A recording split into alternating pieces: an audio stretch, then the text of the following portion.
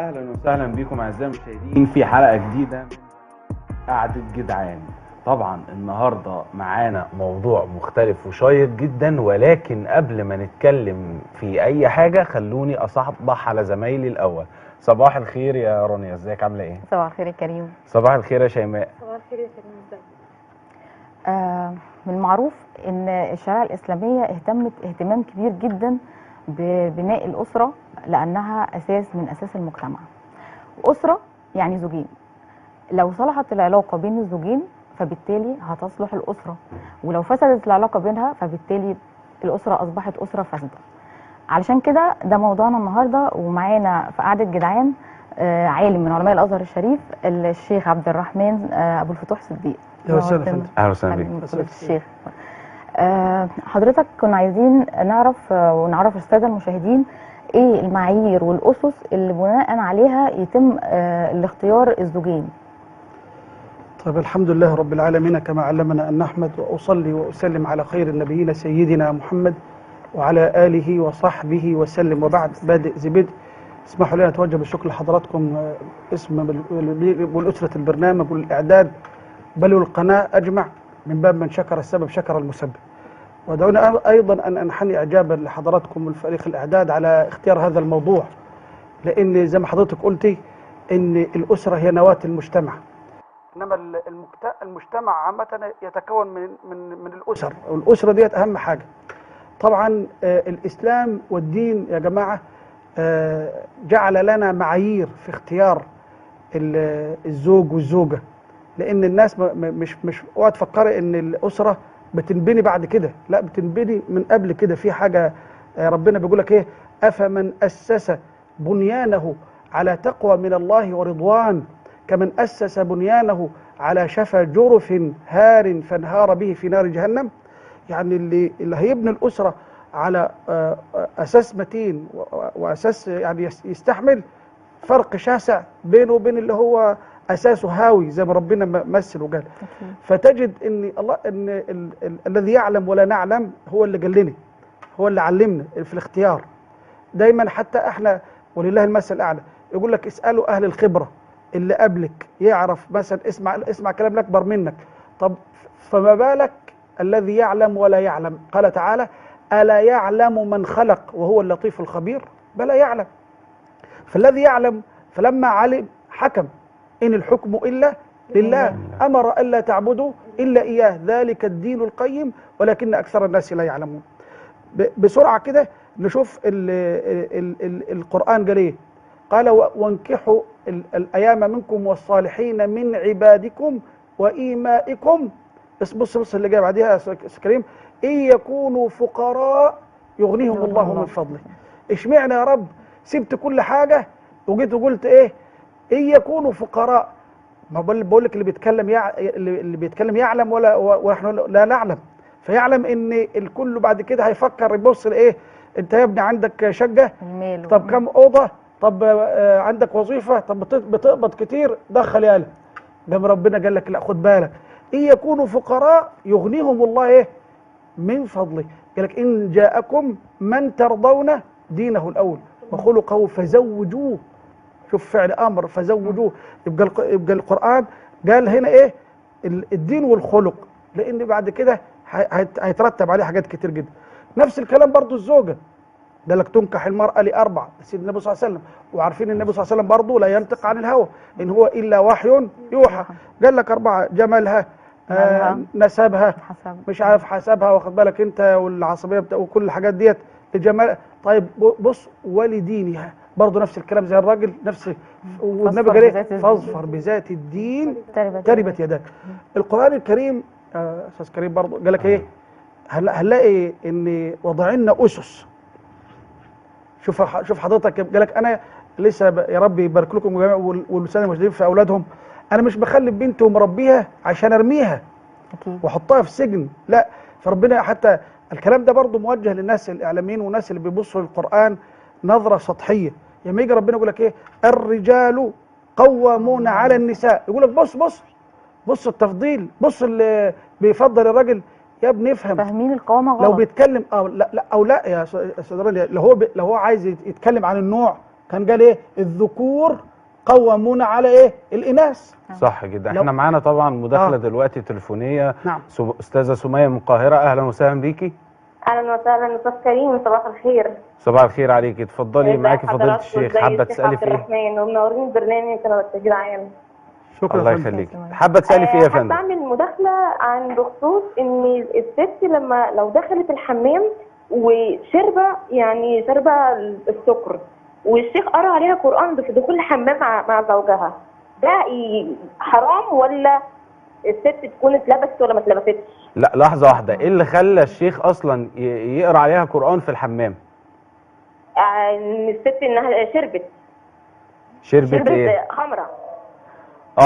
مين تمام. طب الست دي يعني هي شربت خمره في الحمام فحد اتصل بالشيخ عشان يفوقها ولا ايه اللي حصل؟ لا هي شربت بره في الصاله مع جوزها.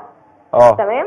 فكانوا قاعدين في ليله، فهم شربوا، فالست جسمها اشعر وخافت وترعشت، فالزوج قام متصل على الشيخ، والشيخ قرا قران ودخلها الحمام بالعافيه وبيزقها ودخلها لجوه الحمام وقرا عليها قران.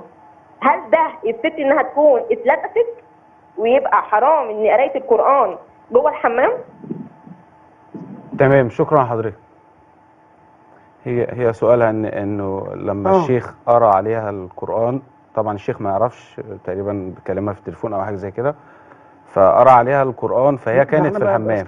مش عارفين مين اللي دخلها بالعافيه الحمام، زوجها ولا الشيخ؟ لا هي كانت بتقول ان هي زوجها. انا شايفاها في التليفون. يعني ادخل مراتي ده احنا لو معايا تليفون وعليه ايات قرانيه يقول لك ما ينفعش تخش الحمام وتليفون مش هقرا عليه وهي في الحمام. لا هي بتقول ان هي وقعت، يعني هي كانت في الحمام تقريبا او حاجه زي كده، هم كانوا في سهره بره او حاجه. تمام. فلما رجعت كانت في الحمام فوقعت، فلما وقعت تقريبا ده اللي حصل، بس مش عارف فعلا ليه حصل في الحمام. لا ممنوع تماما، ممنوع تماما حد يقرا قران في الحمام، ممنوع تماما. فهي سؤالها هي كده اتلبست؟ وارد طبعا، انت كده عملت جرم كبير. واخد بال حضرتك؟ لان ولذلك احنا يا جماعه اصلا دخول الحمام ده ليه شروط وليه اداب وليه كذا، تدخل برجلك الشمال وما تطولش عشان كده اعوذ بالله من الخبث والخبائث يبقى في حد جوه. طيب خلينا يعني فضيله الشيخ كده نديها حل. الحل اللي هي لازم تعرض على دكتور طبعا، ودكتوره او شيخ. دكتور ايه بقى؟ تكشف عند دكتور ايه ولا تروح مثلا لشيخ؟ دكتور نفساني. دكتور نفساني؟ الدكتور نفساني بيقعد معاها يعرف اذا كان ده الدين ليه دخل، بيبقى معاه يقول لها يجيب الشيخ، هو الدكتور النفساني. ومفيش علاج يبقى مع شيخ برضه اللي عنده برضه راجل نفساني. واخد بال حضرتك؟ يعني اول حاجه انا كان معايا الدكتور مش عارف بلاش اسماء، يعني كان دايما يتصل بيا يا شيخ عندي واحد كذا ما بيصليش، واحده كذا كذا، ونتعامل مع بعض كده. لكن ان نوديها لشيخ نعفرتها اكتر ما تعفرتها او العكس يبقى لا. الشيخ عبد الرحمن، انا كنت بتكلم معاك في الحوار ده بره. ايوه. فالميزه اللي عند الشيخ عبد الرحمن ان هو دارس علم نفس والشريعه بالظبط في الازهر. تمام. فكنا بنتكلم ان في ارتباط وثيق ما بين علم النفس والشريعه الاسلاميه واحكامها. صحيح. خصوصا في الحالات اللي زي دي، والحالات بتاعه موضوع حلقتنا الخلافات ما بين الزوجين. تمام. ان انا عندي مشكله نفسيه مع زوجي. نعم. المشكله النفسيه دي مش قادره ان انا اتحملها، في حين ان ممكن حد تاني مثلا ممكن رانيا تتحملها. جميل. لكن شيماء ما تتحملهاش. تمام. فهل عليا اسم مثلا لو انا خلاص استحالت العيشه بسبب الحاجه النفسيه دي؟ تمام. طبعا دعيني برضه احيي حضرتك على السؤال ده يا شيماء، لان زي ما قلت حضرتك كنا بنتكلم في الموضوع ده في غايه الخطوره. تعالي برضه في ضوء القران الكريم، احنا قلنا اتفقنا ربنا قال لما تيجي تجوز بنتك جوزها الراجل. الرجال قوامون على النساء، ما تزوجهاش للذكر، لان قلنا ايه لو ربنا عايز يتكلم عن النوعين الذكوره والاناثه ما قال ايه في الميراث للذكر مثل حظ الايه الانثيين، هتكلم عن النوع. لكن ما جه في الزواج قال لك الرجال قوامون على النساء، يعني ما تيجي تجوز بنتك يا عم الحاج جوزها الراجل. ايه الراجل هنا مش تمييز على في النوع، لا. لا تجد كلمه رجل او رجال في القران الكريم الا جاءت للمدح. في الرجال مثلا من المؤمنين رجال، مش كل المؤمنين رجال، من المؤمنين رجال صدقوا ما عاهدوا الله عليه، فمنهم من قضى نحبه ومنهم من ينتظر وما بدلوا تبديلا. في بيوت اذن الله ان ترفع ويذكر فيها اسمه يسبح له فيها بالغدو والاصال ايه برضه رجال، واخد بالك؟ فتجد ان كلمه رجال ديت ما ذكرت الا للمدح. يعني ايه برضه يا زمان يا شيماء؟ يعني انا مجوز واحد بنت الراجل راح يستوعبها، راح يستحملها، قادر على المسؤوليه. اذا احبها اكرمها واذا كرهها لا يهينها. دي الامر الاول. دي ربنا يا استاذ شيماء شوفي زي ما قلت القران ده مش بيعالج النفس بس والروح والقلب. قلت لك الانسان مزيج بين جسد وروح. احيانا الانسان ينظر الى بعضنا ينظر الى الانسان كجسد فقط. طب وروحك؟ لا ما يعرفش عنها حاجه. هو يفكر ان انا موديها فسح وانا ما اجيب لها لبس وان انا مش عارفه ما واغلبها بالمال تغلبك بالعيال، انا كده اكون كده في سعاده. غلط.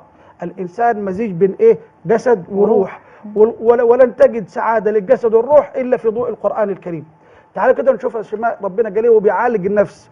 قال واللاتي تخافون نشوزهن.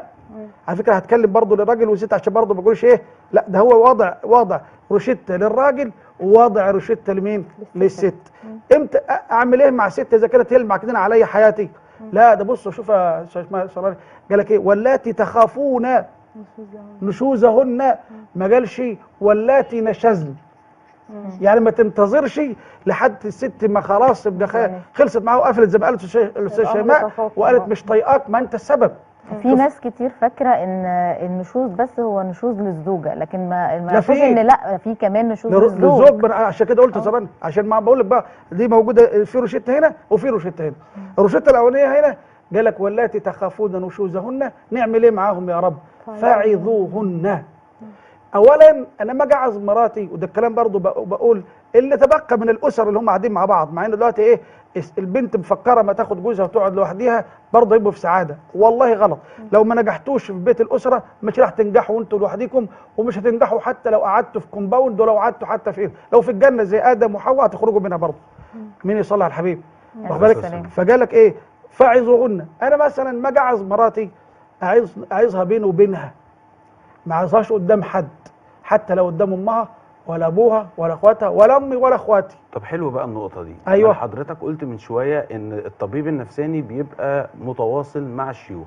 طب ايه راي حضرتك في الاطباء اللي بيعالجوا نفسيا بس للاسف بيعملوا حاجه غير اخلاقيه تماما، انه بدل ما بيصلح بيبدا يعالج غلط وبيبدا يشتتها ويخرجها بقى عن طاعه الزوج والقصص دي كلها، بيتقرب منها كمان. وبيتقرب منها بالفعل زي ما شيماء قالت. بيحصل.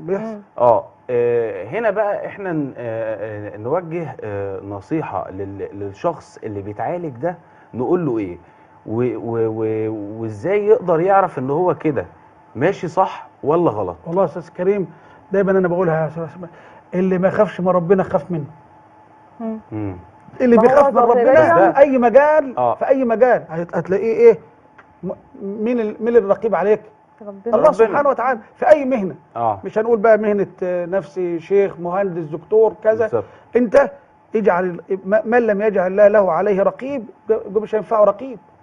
ايوه حتى ولو بس هو دلوقتي احنا بنتكلم ان خلاص الدكتور ده كده مخطئ وماشي غلط. نعم.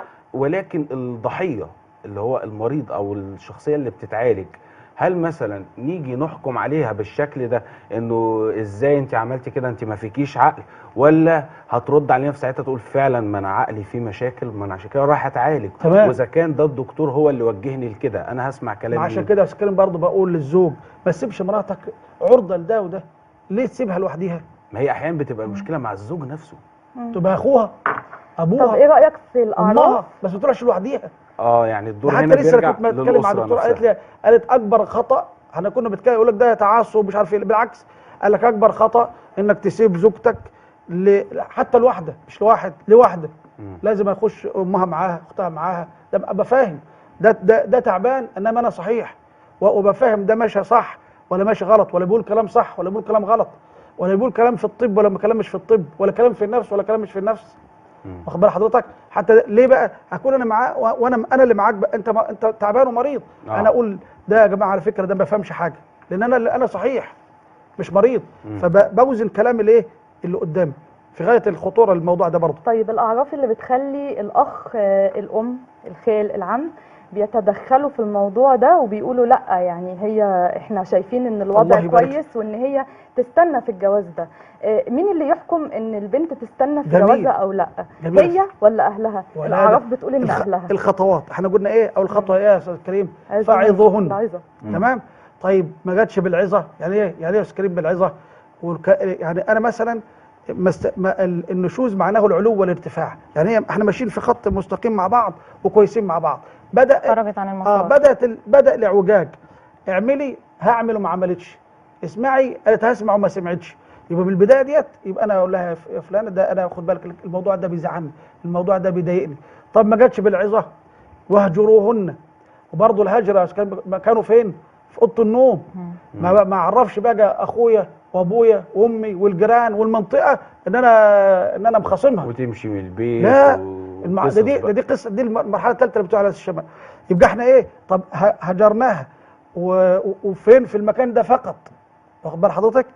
يبقى المعامله عاديه والاحترام موجود والحب موجود. انا كده بعالج، انا مش طيب ما جاتش كده، هتيجي الطامه الكبرى اللي عايزين يشيلوها من القران، واضربوهن. هيجوا. انا عايز اقول لكم يا جماعه سبب نزول هذه الايه. شوفوا سيدنا النبي تلقاها ازاي يا استاذ كريم، عشان ما تعملش نفسك فزلوك وانت اللي بتخاف على المراه اكتر من سيدنا النبي صلى الله عليه وسلم. القصه دي سبب نزول الايه ديت، واحده جوزها ضربها بالقلم، فراحت لابوها. ايه اللي قال لها؟ قالت له جوزي ضربني بالقلم على وشي. قال لها نطلع على سيدنا النبي صلى الله عليه وسلم، بلاش نجيب بقى ايه يا راي استاذنا، نجيب راجلين ثلاثه ونروح نضربه ونكتفه وكذا. لا، في ادب، في تعامل. راحوا لسيدنا النبي صلى الله عليه وسلم، يا رسول الله ده جوزها ضربها بالقلم على وشها. شوف سيدنا النبي صلى الله عليه وسلم خدها وراح رايحين على جوزها، طرق الباب، فتح الزوج. انت ضربتها على وشها؟ قال له يا رسول الله مفيش كذب، مفيش لوع.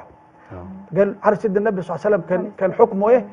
ان القصاص، زي ما ضربتها بالقلم تضربك بالقلم. قبل ما يحصل الموضوع ده تجلى جبريل على قلب النبي صلى الله عليه وسلم بقوله تعالى واضربوهن.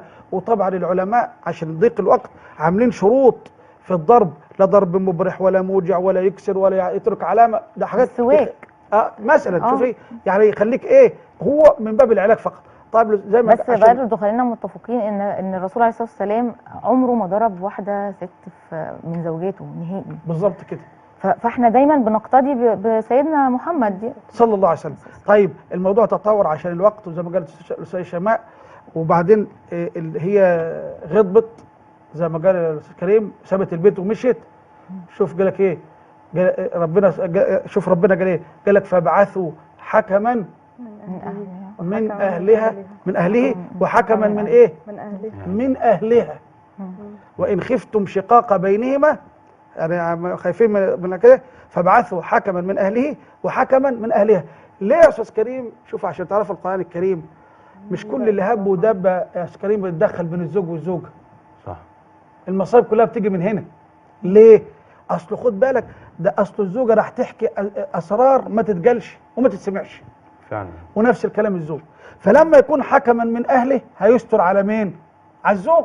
طبعا. احنا في اللحظه ديت انت هتطلع بقى السيء وهي نفس الكلام، وربما هيقولوا كلام ايه بقول لحضرتك ما تسمعش. فلما يكون حكما من اهله هيستر على مين؟ على الزوج. طب وحكما من اهلها هيستر على الزوج.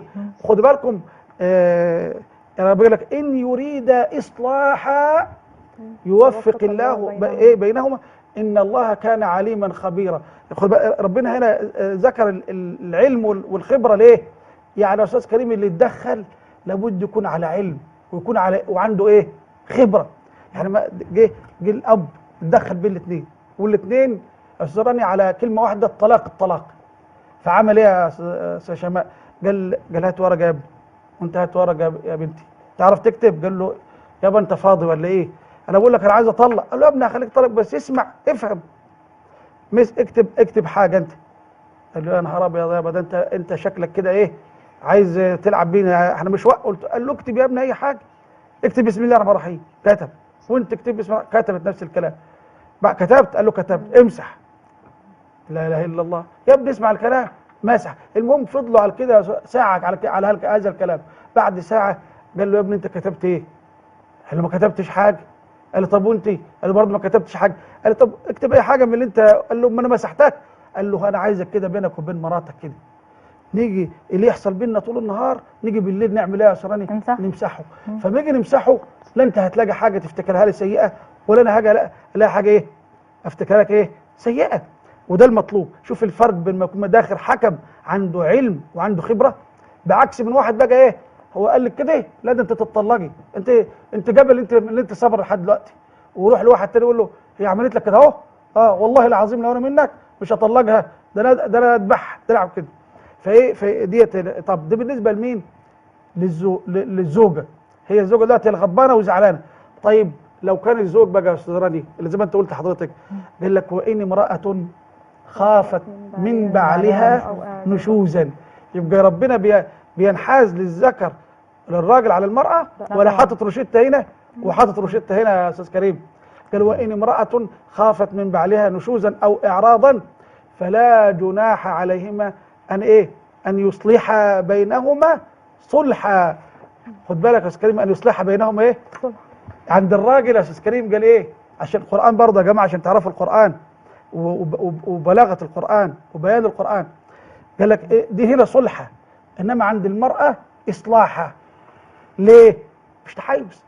قال لك اصله اعراض المراه ونشوز المراه اصعب من اعراض ونشوز الزوج. فالزوجه محتاجه مجهود، حكم من هنا وحكم من هنا وكلام من هنا وكلام من هنا، فقال لك اصلاحها. انما ابو احمد وابو محمد مجرد بس الكلمه الطيبه يعملها تسيح على بعض وينسى كل حاجه. ابو محمد وابو احمد فاقول لك ايه؟ ان يريد اصلاحا والصلح خير. يبقى حاجه بالنسبه للزوج حاجه بسيطه جدا، يرجع في ايه؟ في كلمه زي ما احنا بنقول. طيب من ضمن المشاكل اللي دايما بتقابل الزوجين حتى في بدايه حياتهم من قبل حتى الزواج يعني قائمه المنقولات. احيانا كمان بتحصل فشل للزيجه نفسها عند كتب الكتاب بسبب موضوع القايمه الوالد العروسه بيكتبها. بيجي بعد كده لا هو معترض على الحاجات اللي موجوده مع ان الاب هو جايبها يعني.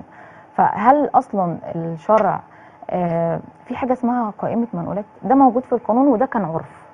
يعني ده القايمه دي المفروض ان هو عرف تعرف عليه الناس وبعد كده قننا بالقوانين. العرف من الشرع. تمام. العرف فرع من الشرع بس اذا لم يتناقض مع الشرع. تمام. بس الشرعا مفيش حاجه اسمها قائمه منقولات. في حاجه اسمها الزوجه ليها مهر والمفروض انه بياخد زوجته من بيت اهلها بشنطه هدومها. بص يا استاذ راني، احنا دلوقتي عندنا في حاجه اسمها اتفاق ايجاب وقبول.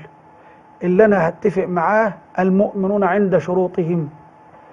انا مراتي اشترطنا في قائمه منقولات يبقى في قائمه منقولات. وعشان كده بقول لك ايه؟ انا مدي بنت الراجل انا بتكلم على كده، ان احبها اكرمها وان كرهها لا يهينها، مش هياكل حقها. حتى قال لك امساك بمعروف او تسريح بس ده ما بقاش حاصل دلوقتي. نعم ده مش حاصل دلوقتي. نعم ده اللي بيحصل دلوقتي ان في الاخر يعني ما بيحصل خلاف كل واحد فيهم بيبقى شايف نفسه هو اللي صح وعايز هو اللي ياخد قائمه المنقولات دي وما يخسرش. يا استاذ رنا ما ده السبب اللي احنا الله يبارك لك. طيب يبقى احنا اذا نرجع لنقطه ايه؟ ان احنا كل ما بنبتعد عن الشرع اهو كده ده بيفسد ايه حياتنا ازاي. احنا لو قريبين من الشرع هيبقى زي ما قلت الاستاذ شماوي نعمل ايه؟ هيبقى انا مش قادر اكمل. براحتك، ما هو ربنا شرع الطلاق ليه يا استاذ رنا؟ ربما انا ايه ما حدش يعرف ان من يتقي الله يجعل له مخرجا. نزل في موضوع الطلاق دي من يتقي الله في زوجته والعكس ربنا هيعوض عليكي وانت ربنا هيعوض عليك. واخد بال حضرتك؟ هو الطلاق مشروع. وكم من اناس زي ما قالت السماء انا مش عارف اكمل معاكي وانت نفس الكلام، تروح انت ترتبط بواحد تاني وتكوني اسره وتنجحي نجاح مبهر وانا نفس الكلام. وانا نفس الكلام لان استمرارنا مع بعض هيكون مستحيل. لكن صح. ايه؟ ومن يتقي الله يجعل له مخرجا ويرزقه من حيث لا يحتسب قد جعل الله لكل شيء قدرا. يبقى زي ما قال فضيلة الشيخ عبد الرحمن انه الأسرة ليها دور وعامل كبير جدا في أي حاجة بتحصل ما بين الزوجين، وإن احنا ما نحاولش ندخل الغريب، وإن دخلناه يكون بشروط وأحكام. نعم. وبرضه بوجود الأسرة. طبعا في نهايه حلقتنا النهارده حابب اشكر زمايلي، شكرا يا شيماء وشكرا يا رانيا، وحابب اشكر ضيف حلقتنا جميل الشيخ عبد الرحمن، شكرا لحضرتك، وحابب اشكركم جميعا واستنونا في حلقه جديده من برنامج قعده جدعان.